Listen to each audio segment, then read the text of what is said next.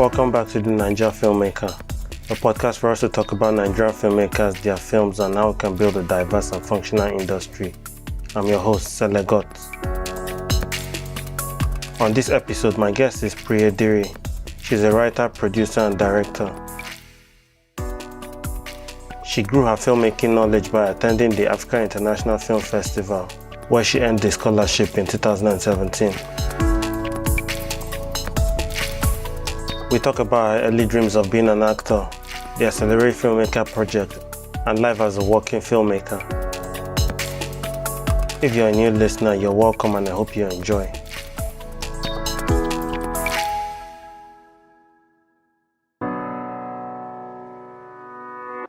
Hi Priya, welcome to the Naija Filmmaker. Thank you, Sale. Nice to meet you. Okay, can you give a brief introduction of yourself?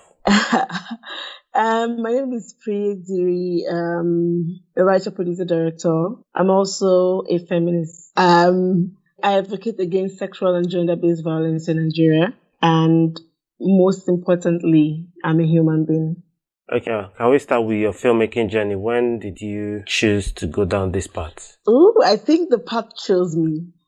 I think that I didn't choose the path, but I was chosen by the path, if that makes any sense. I would say that I've always been very interested in storytelling. Yeah. From a very young age, I would write poetry. I started from writing poetry to dancing to writing music. You won't believe at some point in my life I wanted to be a musician. Yeah. To writing music. So it was just practically to tell a story, and that was the most important thing to me. So I would write short stories, write poetry. But I think that when I knew about film, I only knew the people that I saw on screen. So I only knew actors, and I just I want to be an actor. And that was the first thing that came, I want to be an actor. And so I started to go for auditions. From Port Harcourt, I would go to Enugu to audition. Okay. I would go to Asaba. I would do all of these things and my parents will not know my whereabouts.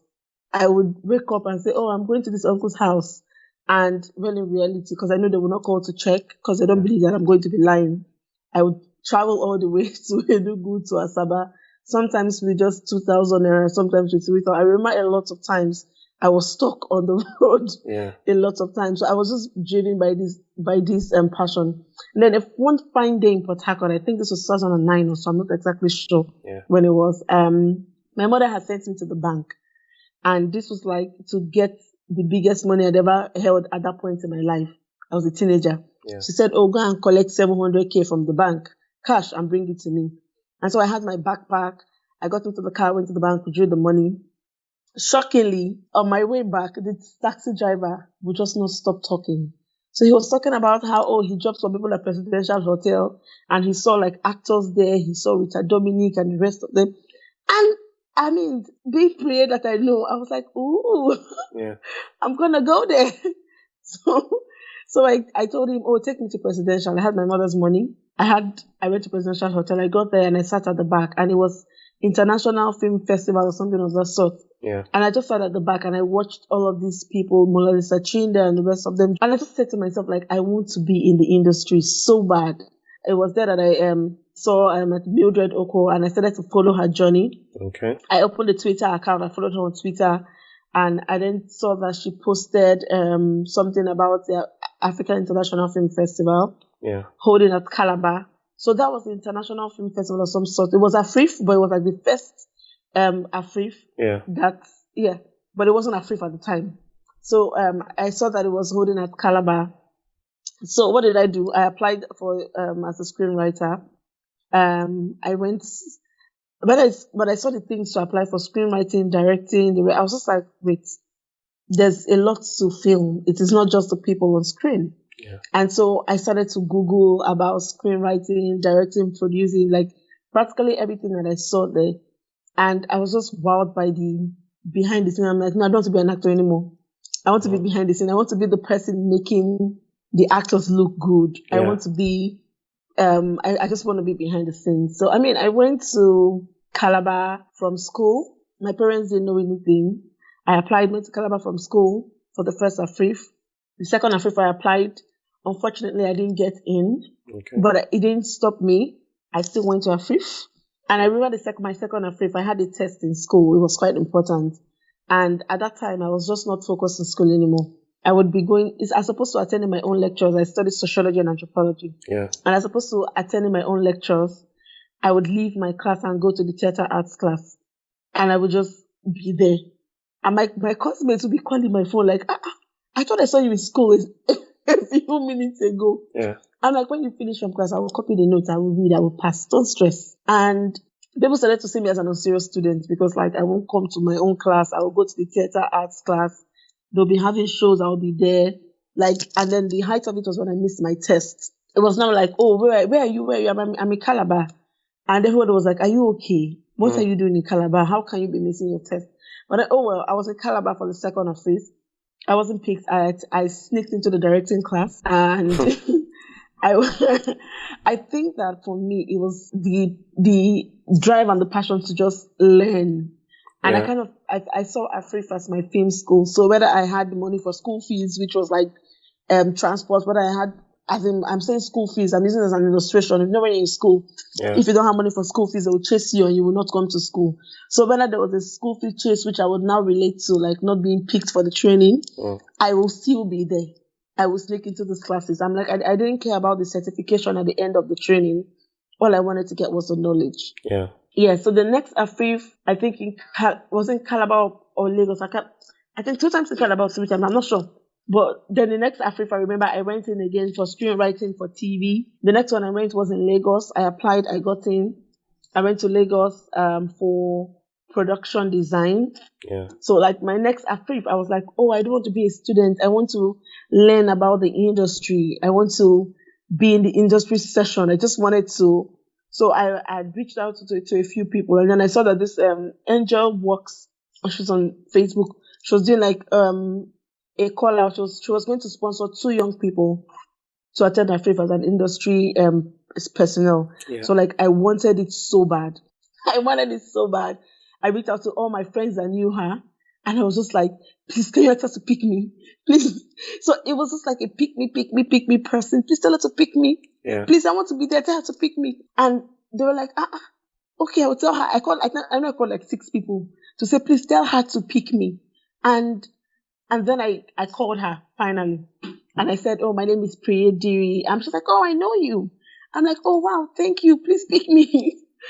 She said, okay, so you have to, I'm not going to be partial. You have to tell me why you want to do this, and then I'll pick you. So like, I know I'm great with words. So I just said, oh, Afrif is my film school. I've attended Afrif all these years. I just want to be in the industry. I want to make films. And then she's like, oh, okay, I pick you. And so she paid for me all access. Access. I went to the training. She paid for me all access. I went to the training.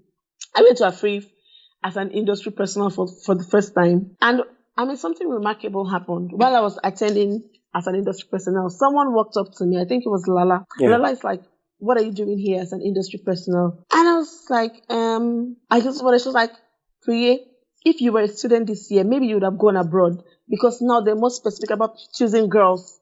And I know that you're passionate, and I just felt like shit. I was like, why am I here as an industry person? So I started to doubt again. I'm like, yeah, you know when you say, God, why me? And so like all of that happened. But like I was just like, you know what, I'm going to enjoy the moment. So I made a lot of friends. I attended industry sessions. And this was in 2015 or 2016, one of them. But I attended industry sessions, and afterwards, I think the next year it was 2016. So the next year, they now had the Accelerate Filmmaker training.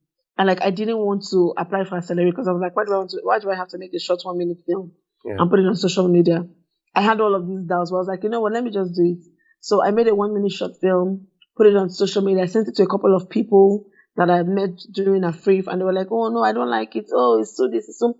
I had a lot of criticism, so I just felt like, I won't get into this Accelerate training, but like it doesn't hurt to apply. And I think that that's something that I've done with my life. If you know how many applications I do in a year, and maybe I get like 50 rejections in a year, but like for me, it doesn't stop me, because Ava DuVernay will say she applied to get to Sundance how many times, I was rejected how many times, but now she sits on the Sundance board. So it's something that every day I'm like, you know what, I will apply as much as I can. Yeah. I will fail as much as I fail. I will get rejected, but it will not stop me because like I know what I want. I know where I'm going. So I applied for the Accelerate. I got in. I mean, something tragic happened when I passed the first session and they said, oh, write the second session, the worst day of your life. And I'm like, I don't have a worst day. I'm a pretty happy person. Like my life is great. Yeah. And all of that was happening before I knew. The same day I said that, my house was robbed in Port Harcourt. My laptop, my hard drive, like we were held down at gunpoint for over 4 hours, myself and my family. Yeah. And I've never seen death come so close. I have never seen death come so close. And it was just a scary time. And so I used that as the worst day of my life. I got picked to partake in the Accelerate Filmmaker Project. Yeah. What year was this? This was 2017. Okay. This was 2017. Yeah. I went to Lagos without a phone, without a laptop. I was just like, okay, let me just do this. I was in the worst year of my life. I was like, let me just do this. Let me just get it over and done with. Yeah. So I went to Lagos. I attended the training. It was for 15 days. We were taught by different people. Different people came in to teach us. We were like, oh, they're going to have 5 winners. They would then do their short films, all of that. So, I mean, I wanted to be part of the winners. But then I said to myself, like, you know what? This is my last strike, Sha. Because, like, if this doesn't work out, if I don't get to be part of the top 5, Sha will just go and do what my father wants me to do. I'll go and read law and move on with my life. And say at some point, oh, I'll tell my children, I had dreams of being a filmmaker, but it didn't work out. That's in the past. We move. And so, I mean, I think that the whole training, my pitch was horrible. So they asked us to pitch our project. Already, even before the pitch, when I had my idea, Lala Kindoju would say, oh, she just came hard on me. Like, she was so hard on me. Like, this is not good enough. Your idea is not good. You need to be better. You need to. And so in my head, I'm like, oh my God, Lala hates me. And like, that was all I had in my head. Like, oh my God, Lala hates me. Yeah. And I had that notion. I was like, and she kept, when I say, oh, this is my idea, she's like, nope, not good enough. And it just felt like every idea that I came up with was not good enough. And what I did was, when I came up with my last idea, like a day before the pitch, I didn't know what I was going to do. I had no clue what project I was going to pitch. Like, I was clueless because I think I'd run out of options. I'd gotten to the blank wall. I'd given out all my ideas, and Lola was like, nope, not good enough. So the night before the pitch, I didn't sleep. I was awake all night, thinking about an idea to pitch. So, like, of course, it wasn't properly refined because other people had 3-4 days to work on theirs, get theirs ready. I worked on mine the night before, wrote a script that night. I was just so scared. And so I went for the pitch. When I got in there, I was a mess. My ideas were all over the place. I was fidgeting, I was talking. Because, I mean, I think there was me, Akimolayan, there was Victoria Akujobi, there was, how could I forget? Okay, so there was like a couple of people. There was Judith Audu. Yeah. There was Joker Silva. There was also KJ. There was Sheyi Babatope. So I was just like, all of these people. And I think that, I mean, the moment I saw Sheyi Babatope, I was like, oh my God, Sheyi Babatope. Because, I mean, I like the kind of stories that he tells. Stories about young people. So that's my interest. I was very excited to see Sheyi. And I went in for my pitch, and it was the worst pitch in the whole of the training. And I came out and I was just like, okay, I've messed up. I didn't get this. When they called the top 5, I would just pack my bags and go home. Yeah. And I mean, this is the end of film for me. And I remember telling Adenike Adebayo, we had a conversation, a heart-to-heart conversation. And I said, Adenike, this is my last try. I feel like I'm so much in love with film, but film doesn't love me. Yeah. And I will not push this anymore. And she was like, for her too, like she said to herself, this is it. If she doesn't get in, this is the last strike. And we're like, yeah, this is the last one. And they decided to call the top 5 people. And they had called the first person, the second person, the third person. I was just like, I'm not going to make it. They called the 4th person. And at the time I started to cry. When they called the 4th person, I was just like, I'm done for. Like, there's no need to even try. Yeah. And then when they were trying to call Lala kept going, oh, this 5th person has worked so hard in the industry, has attended trainings, has paid her dues. And I was just like, just call the person already, Lala, and let's move on with this. And then my name was called, and I was still sitting down because I did not hear my name being called. And people were hitting me. And so it was like I was living in my head. Because people were hitting me. Oh my God, Priye! And I was just like, why are you guys hitting me? And then Lala's like, Priye! And I was like, oh my God, that's me. I'm Priye. So it was such like an emotional moment. I was just crying and I was like, oh my God, God, is this it? Like, this is it. And I mean, for me, I felt like there was some sort of like validation. It was like, oh, all of these years that I'd worked this hard, I'd paid for people on set, all of these things that I'd done, was finally coming to pay off. And I had a conversation with Sheba Batape at the end of the day where he's like, you know, you weren't going to make it. And they had come in and they're like, oh, when they were trying to decide. And Shay said, for some reason, everybody picked different people, but nobody remembered you because your pitch was horrible. And but he said to them, he's like, if you are looking for a filmmaker with a different voice, if you're looking for someone whose idea is not the same as everyone else, then you have to pick the silent film girl. And they were like, oh, so he said that Jokese said to him that if we pick this silent film, we either do it well or it's going to be rubbish. And we're going to have mentors. So Sheba Batape says, you know what? I will mentor her and she will make the film. Pick her. And so that was how my name of somehow got into. And she said, because after the whole thing, before they even announced the names, after we did the pitching, they called us out. They were like, we should ask them questions. So my first question was to Sheba Batape. I was like, Sheba Batape, I really love your films. And Shay was like, he said in his head, like, oh my God, this girl that I just fought for, and the first person who's asked me a question, she's the one. And she's like, oh, I really love your films. And so he was just like, he felt some sort of like an energy going on in the room. Yeah. And shockingly, when we started to talk, I realized that his birthday was 25th of April and mine was 26th. I'm like, ooh. Yeah. Okay. Okay. So, I mean, that's how I was part of the top 5. And we started to work on pre-production to make our films. And Sheba Batape made me do like a storyboard for every single scene in my film. He's like, you need to know what you're trying to do before you get on set. Yeah. And I did all of that. When we went to set the first day, it was horrible. I got there, my location wasn't ready. It was like, I just felt like the odds were just stacked up against me. Like, I just felt like the evil spirits of film, they don't want me to, you know how, like, you know how you love someone, but their mothers are like, no, you will not marry them. Yeah. That sort of a thing. I just felt like the mother of film is like, no, you cannot come close to film. Because like everything that I did, I met like a hurdle on the road, and it was just so frustrating for me. But I mean, I met the first day of film set, I was so frustrated. I started to cry. I mean, the whole thing, I was crying. I called Shay.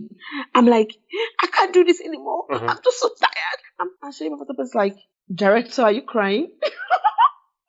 I'm like, yes, I am. And then he's like, no. Like, you cannot cry on your film set. Yeah. You cannot.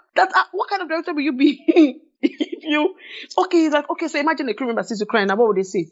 I'm like, they should see him say, I don't care. He's like, nope. And then he's like, he was supposed to come like the next day because he told me he was busy that first day. Yeah. But he's like, you know what? I'm on my way. And so in less than 2 hours, Shay showed up and he was just like, you know what? What's the problem? Let's get this movie. What do you need? And so he was practically like aiding for me. Like, what do you need? And I'm like, okay, I need this. He's like, okay, great. So, I mean, it was great working with Shay on that set because it was like, you need to know what you want. And I casted Adelaide in the film, and it was such an amazing experience because I was so scared. I mean, you know how I was so scared to tell people what to do. Yeah. And I didn't realize that like all of directing was saying, do this, I want this.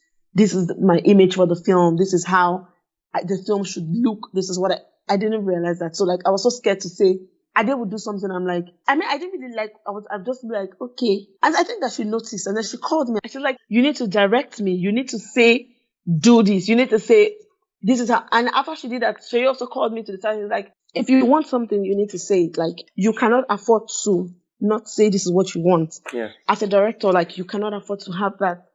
You need to tell people that, oh, get me this. This is not the costume that I want for this actor. This is not.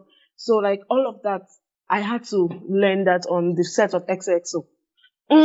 Yeah. So that's like the journey to making my first official film. Before I made XOXO in 2015, I'd attempted to make a film with a couple of my friends. And I had Imoebo, I had Abayomi Alvin. We made the film and no one would ever see the film. Full stop. Yeah. I mean, I understand. I've been there. So... you went on to make this silent film. Why did you choose a silent film? Okay, so I think that the most important reason why, so I think that the most important reason why I picked a silent film was at the point in my life I was going through a lot, and I just, what I did with the character was, oh, I was depressed at that point in my life, and so I made like the character was also depressed, and I felt like in a lot of times, like when we're going through these depressing moments, we just want peace and we want still and we just need some quiet. And I also was just trying to portray a message without really talking, because I know that like for film, yeah, like dialogue is not what film is about. Yeah. It's so I just wanted to tell a story that didn't have dialogues, and to say, oh yeah, I've been able to do this. So these were the reasons why I picked a silent film. I was just like, and at some point, if you won't believe it, in that film, I wrote it as a silent film. My first draft was silent, second draft was silent, third draft, and I added a couple of conversations. And then I sent it to Shane Papa, and he's like, huh? Where did these dialogues come from? So I said, oh, I just wanted to, and he's like, no. He's like, the original idea for this film is a silent film. You cannot do this. You cannot. And I was like, okay, Shay, okay. He was like, give me your third and final draft, and I do not want to see any dialogue. And I was like, okay. And so like after we made the film, he was asking me, why did you put dialogues in your third draft? I'm like, I don't know. Like I didn't, like I was so confused. And that's the thing, I was listening to everybody saying, oh, nobody will understand the story. People will not understand the film. And so I was just like, you know what? Someone said to me, people will not understand the film if you don't have dialogues. It's like, okay, let me just add one or two dialogues. And Shay was like, no, if they don't understand the film, then they're not your audience. Yeah. And I was like, okay. You went on to win out of the 5 people, and you got a scholarship to film school. Can you talk about that experience? And so I think that when they said, oh, we're going to Africa, I was quite excited. I'm like, oh my God, for the first time, my film is going to my film school. Because I keep saying Africa is my film school. So like for the first time ever, my film is going to my film school. It was quite an exciting moment for me, because I was like, oh my God, everything about film that I know, I learned from Africa. And so to have my film screen at Africa, premiere at Africa, was like a dream come true. Yeah. And so I'm like, oh my God. So I was really excited. And when we had the Accelerate Filmmaker Day during Africa 2017, I was nervous. I was like, God, I want to win, but like if I don't win, it's fine. I'm here. I got here. I made a film. I can move on from there. And when we saw our films and we screened the films and they called my name as the winner, I didn't even expect it. I was just like, what just happened? And so I think that everything from there, for me, I just thought that, oh, when I won this Accelerate Filmmaker Project and they announced me as a winner, like things would just begin to move really fast for me. Yeah. I just thought that afterwards, I'll start getting calls. People will be calling me to, hi, Priye Diri, come and do this film. Come and do that. And I mean, that was what I had in my mind. But like, I kind of feel like that was another part of, would I say, it wasn't a rejection. It was just some sort of knowing that, oh, that's not how things work. Yeah. And like my expectations are not reality. And like nobody's going to come and give you anything. You have to still work hard for yourself. And I think that I did a lot of waiting. I waited for a long time, 2017, 2018. I waited for people to say, oh, this is it, come and take and come and do. And I mean, I got to realize that would never happen. Winning the Accelerate Filmmaker Project and going to France was another experience. I mean, when they announced my name and they said I was going to give a speech at the African International Film Festival in 2017, I was like, I don't like crowds. I don't know how to. I'm like, I'm a behind the scene person. I'm not in front of the scene. But like, I had to put myself together and do that. Afterwards, we started to do all the application. I applied for visa. I was denied visa. I say, wow, okay. It was something. I was denied visa in Abuja. I was like, hey, is this a joke? I went to Lagos. I called Trama Day of Africa, and I'm like, oh, this is what's happening. She's like, oh no, you need to come to Lagos. So myself and 2 other people, we went to Lagos. We applied for the visa again. Everybody that was supposed to travel, all the African students left. I was still in Nigeria. Yeah. They left. I was still in Nigeria. I was seeing pictures on the group chat. I was like, God, am I cursed or what? So I applied for my visa the second time. I got the visa. I left, went to France, and it was like, before then, they had asked us to pitch projects because there was a film exchange program. Yeah. So they said, oh, pitch the projects that you want to do. If your project gets picked, then you would do your project. So I pitched my project. I wanted to do a documentary on child sexual abuse, some sort of a comparative documentary between Nigeria and France. And so I pitched my project, and my project was picked. And it was really exciting to see, oh my God, I'm going to do my project. I'm going to do a documentary. I'm going to shoot in France. Yeah. I was quite excited. And when I didn't go on time, they were just like, we're going to have to cancel your project because you're not here. You can no more do your project. And I'm like, no, I'm coming. I will do my project. And so like when I went to France, it was just quick to work. It would just start working. I had a team. We started working on the documentary. It was hard getting people to interview because, I mean, sexual violence is quite a touchy topic. So a lot of people do not want to talk about it or share their experiences because they feel like they'll be stigmatized, etc. And so I remember sending Auntie Mildred a message saying, Auntie Mil, this is hard. I'm not getting people to interview. I'm not. And she just said, are you joking? That Priye, you're not, we're all working hard enough. That's why you're not getting people. If you get off Instagram and do the work. And I think that was like a wake up call because I was really just Instagramming and tweeting, taking pictures for the gram. And when she said, get off Instagram and do the work, I was like, yeah, that's right. And so, I mean, after she said that to me, in the next 2 days, I had 2 people willing to talk to me.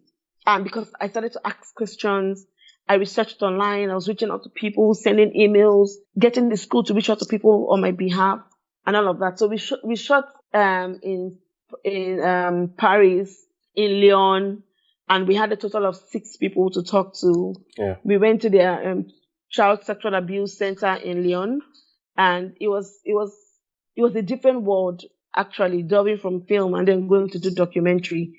And for me, I was just like, this is it. I'm exactly where I want to be. I'm exactly where I should be. And I was really grateful for that experience. Yeah.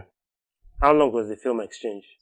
Oh, it was supposed to be for 6 weeks, but I was in Nigeria for 2 weeks out of the 6 weeks. And so, I mean, I got to spend 4 weeks in France. Okay. 3 weeks and some days. 3 weeks and some days in France. Yeah. And for me, like when I got to France, I mean, I almost missed my flight back home. It's a story that I will continue saying. So I just coming from Paris. I know that other people were like, oh, their flights, they leave like in 2 days or 3 days time. And so I really thought that I was leaving with them, but I forgot that I came after they came. So all that was happening. And then I just said, no, let me just check my return ticket back home, like casually. Yeah. And just see. I checked it and it was that day. And it was like 2 hours away. I was just like, what in the world is this? So I quickly had to pack my bags and I headed to the airport. But I mean, I was in France for 3 weeks and some days. Then I went to Cotonou, Benin Republic, to edit. And I was in Benin Republic for 3 weeks. Okay. Let me just say a sad story. So I was in Benin Republic for 3 weeks. I worked on this project morning, evening, night. And I had like an editor in English. He spoke only French, third language. We had to find a way to communicate, the documentary ready, send it back to France. So it got the hard drive went back to France, and so my project had to come in, and they just say we lost everything, and we're trying to store it in Benin Republic, but like nobody's responding to us in the school, and I'm like, what does that even mean? And so I called the school, my editor, and I'm like, what is going on? Then he said, oh, the documentary is backed up with this person. And can you believe that even until last week, I've been trying to get footages of this documentary. Wow, that's crazy. All my hard work, everything I worked for, everything gone. And I do not even understand how that happened. And I mean, for me, I've learned a lesson because like every project that I do now, I always get a separate hard drive that is mine. Yeah. A hard drive that is my own. And I back up everything on my hard drive. So like if the 2 major hard drives get or something happens to it, I know that I have a copy. Yeah. last year you went on to make your first feature.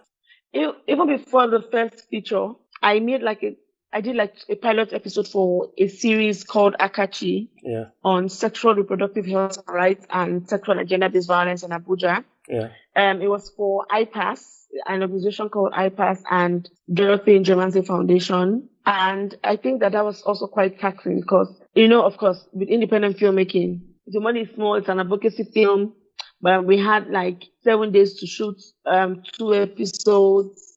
I think that it was like one of the most taxing things because I had to put, I had to lead a team of over 30 people. yeah, I was confused. I was confused. I was just like, is this how hard directing is? I mean, for me, I just thought it was like, oh, action. But on that project, I had to practically pick costumes to make up, to pick location, to say, oh, I don't like this. It was an experience that I was grateful to have, honestly. Film premiered when I was in France. yeah, They had 2 premieres in Abuja here. The both of them I was in France. I couldn't attend.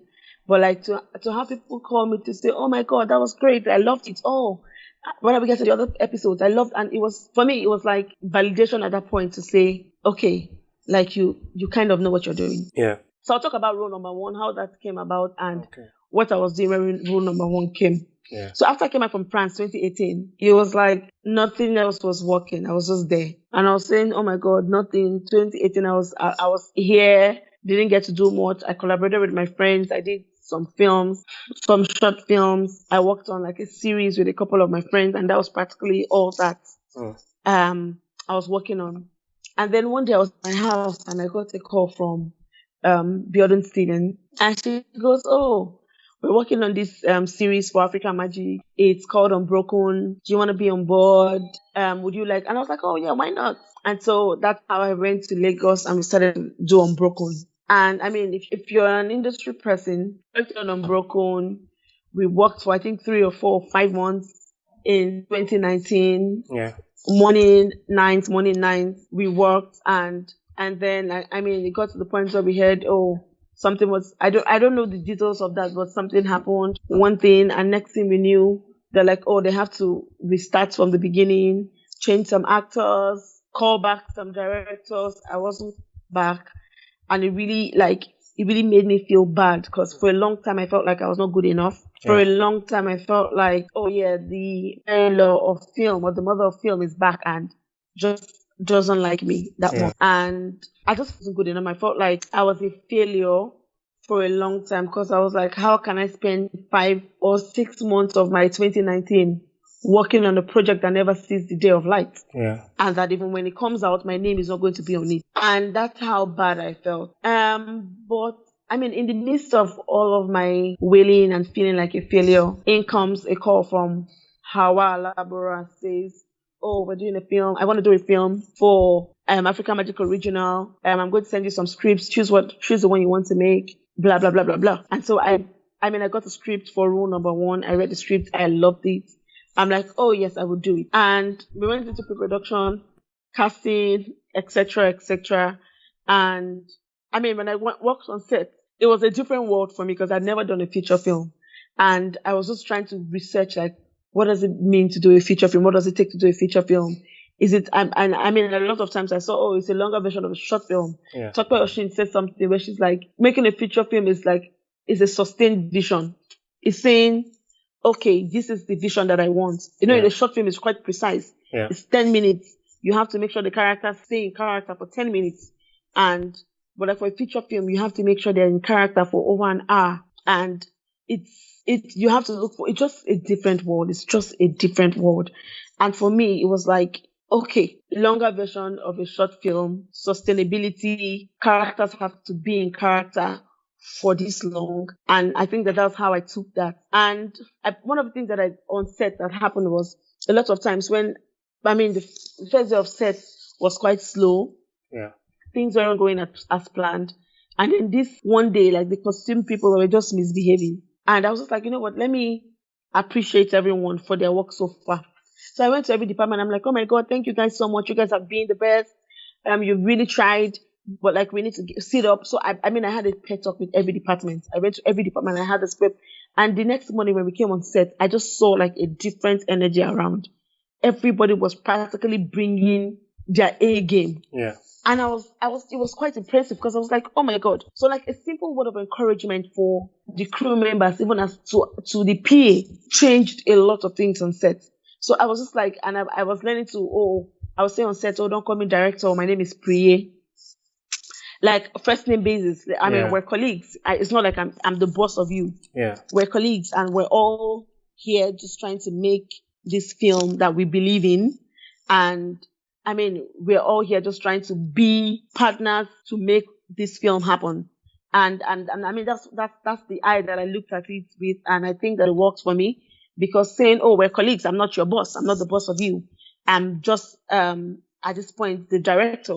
And I just have to say, I like this. I don't like this. This is the vision that I have. And like what I was told, it's your vision. The crew members are helping you make your vision into a reality. Yeah. And so I'll keep saying, this is the vision I have. This doesn't fit into the vision. This is nice, but it doesn't fit into this vision. And I mean, that's how we made that film. You worked with a lot of like established actors. Working with these people and them knowing their craft, how easy did it make your job?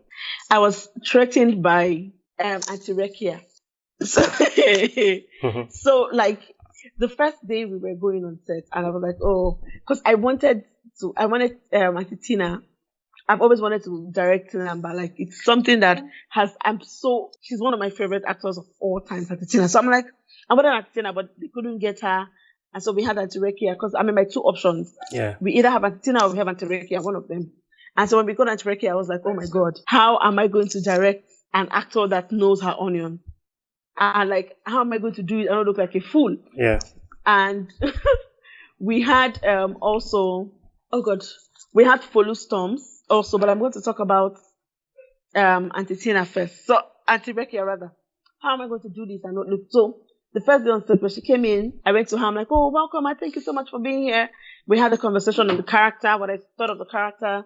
And I just asked her one thing before I even started saying it. I'm like, Ma, what do you think of this character? What's your interpretation of this character? What do you think her life is like? And she started to talk about the character, and I'm like, oh yeah. So I mean, this is what I thought about. So I mean, we're on the same page. And so I kind of feel like we were on the same page. She understood what I wanted. I understood how she interpreted it, and we just found like a middle ground to come to say, okay, this is what this character is going to be. This is how she's going to be. And directing her was quite easy because before I would say this, she knew what I wanted. Yeah. And she just delivered. And it was really exciting to see. It was an exciting thing to see that. Even before I said, please, I want you to do this, she knew that this is like how the role should be interpreted. Yeah. And I liked how all the characters on set, how they understood each other. And everybody just kind of, everybody just kind of related and worked together. Yeah. Every single person.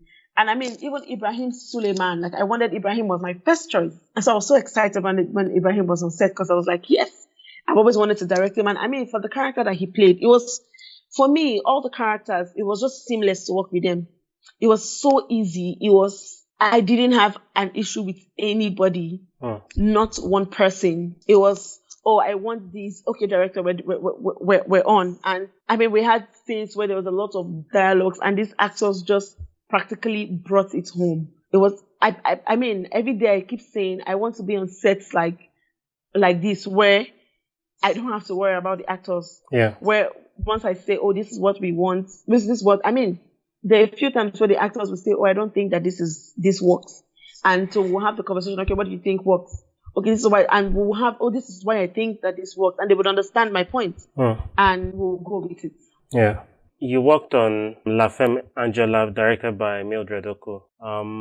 What was your role and so what was your role and what did you learn from that experience? Oh my God.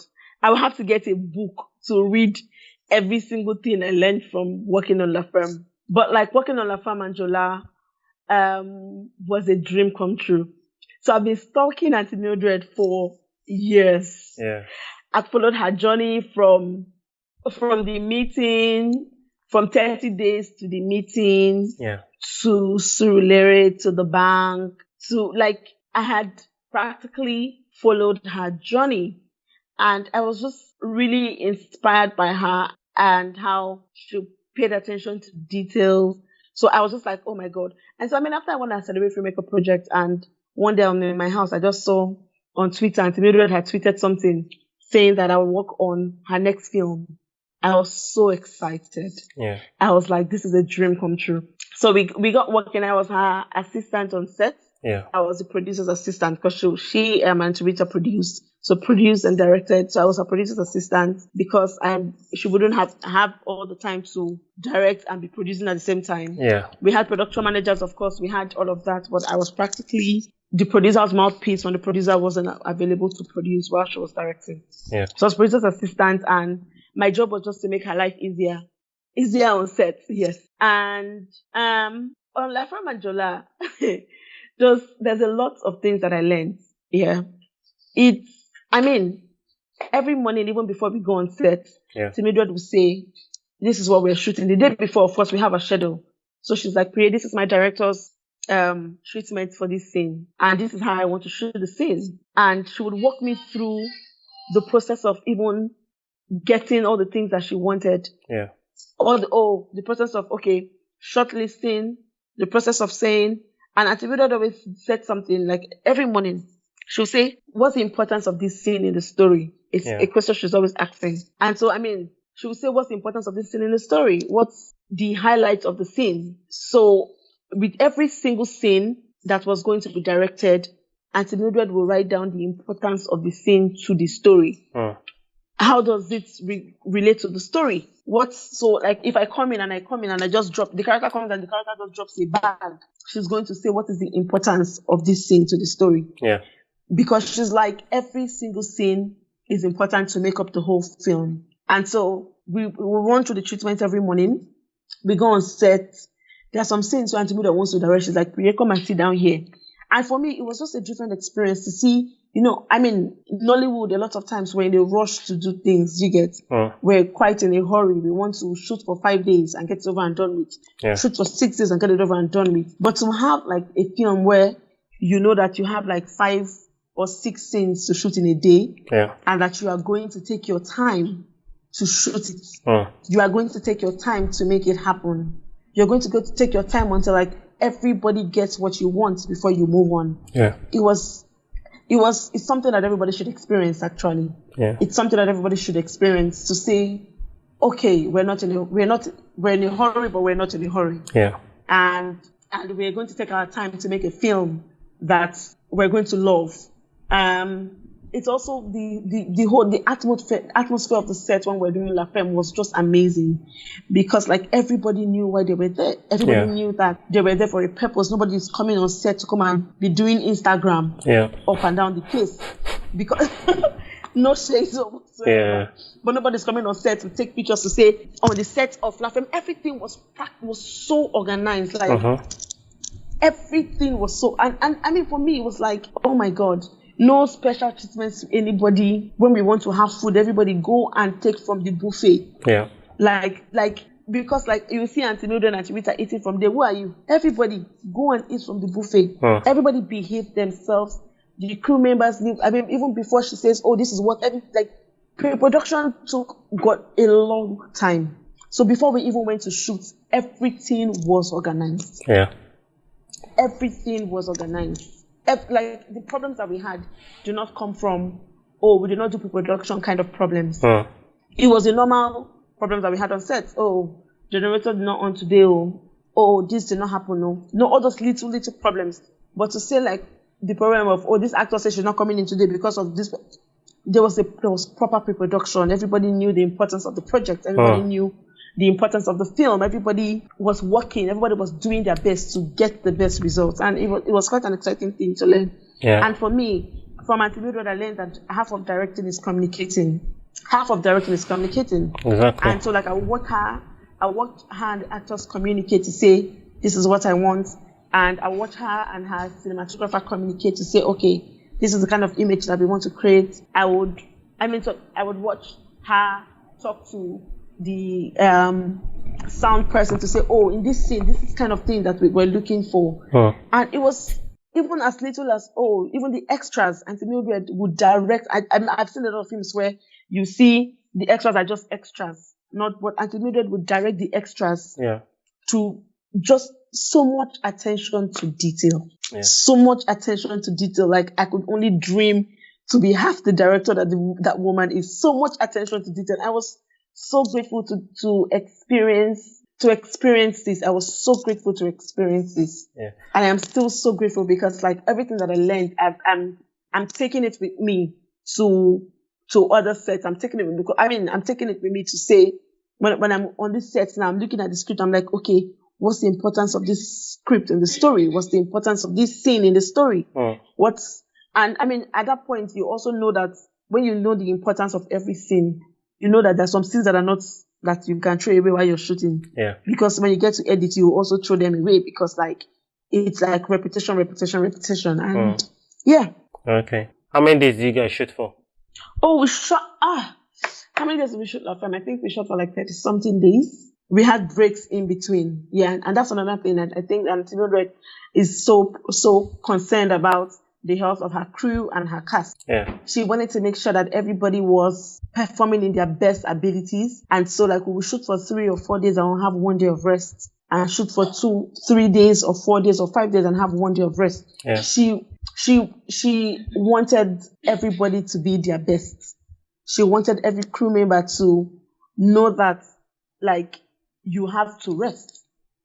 Because to work, you have to rest. You have to do all the work. We should do all the work. And then every day, I think it was like every Thursday or so, we had 1 day of rest. We had to rest. Definitely. I think that's a very helpful approach. She keeps saying, if we keep going like this, we will break down and we cannot afford to break down. And so we have the necessary rest in between days of shoot. The Nigerian film industry is still growing. What do you think we need to improve? I think that we need to sort out regulations. I think that, we have all these guilds, actors guilds, directors guilds, producers guilds, etc. But I think that it needs to be better regulated. 1. 2, I think that we need to also sort out distribution. I was talking to a friend a couple of weeks ago and we're saying, wanted to make a film that will go to cinema and the rest of them. And she's like, people go to cinemas just to say they've gone to cinemas. Not many films make their money back. And that's something that we need. Distributors are supposed to be distributing these films it is the business of distributors to make sure that the films make it.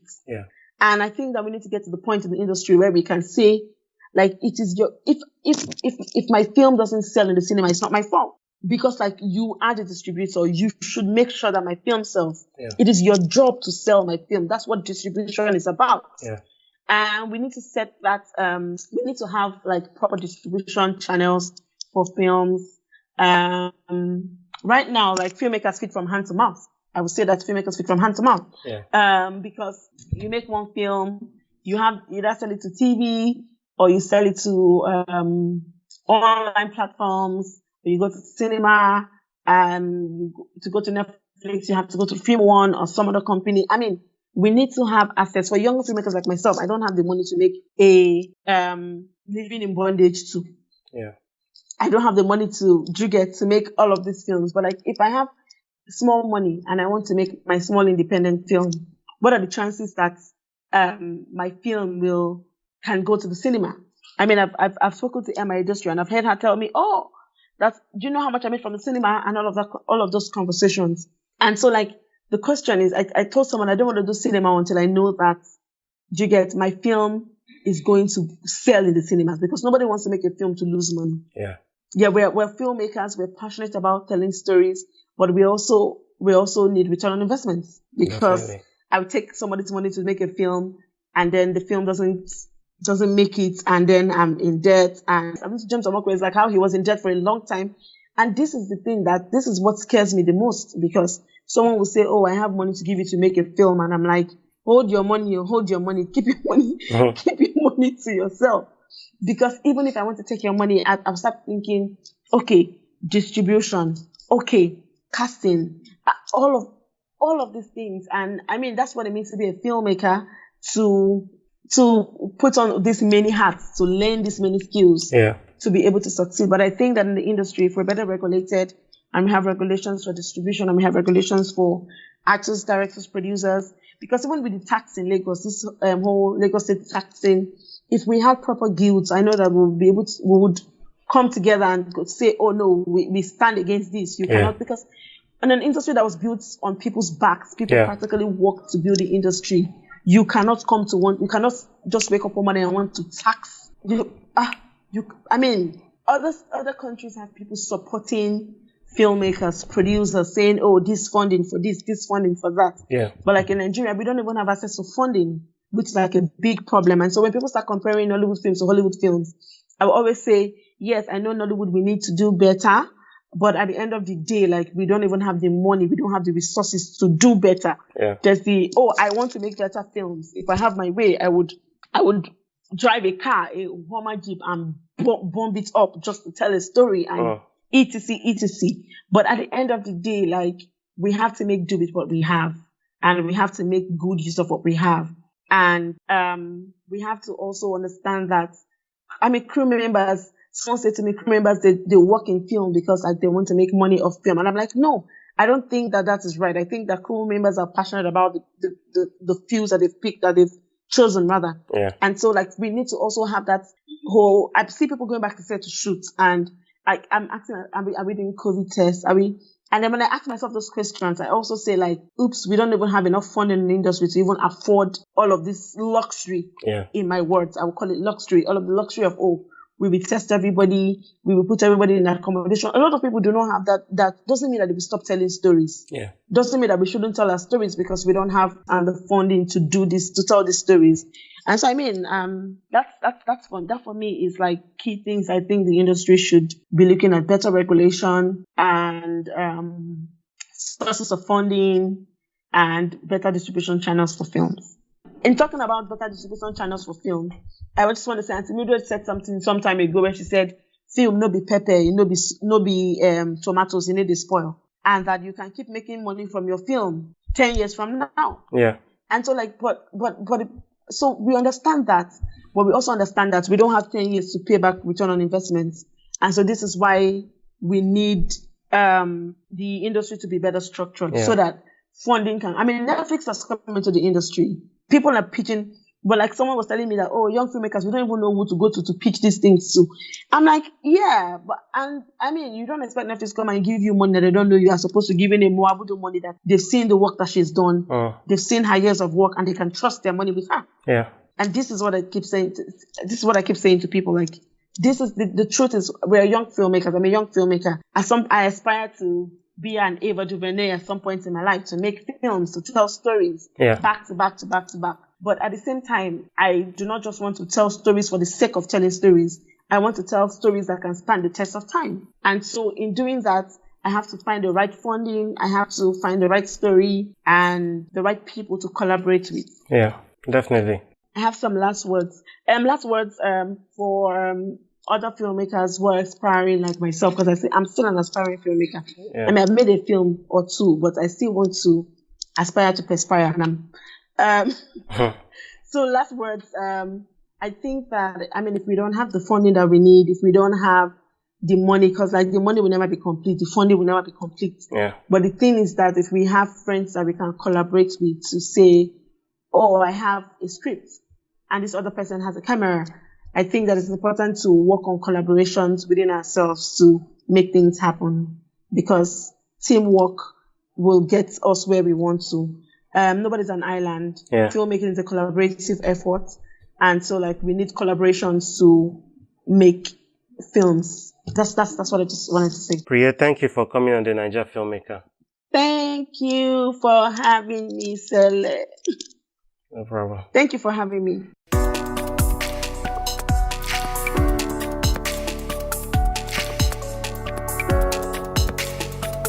We have come to the end of this episode. You can send in your feedback on social media. Follow me on Instagram and Twitter at @SeleGolfFilm, and the podcast also on Instagram and Twitter at the Naija Film Pod. See you on the next episode. Have a good one.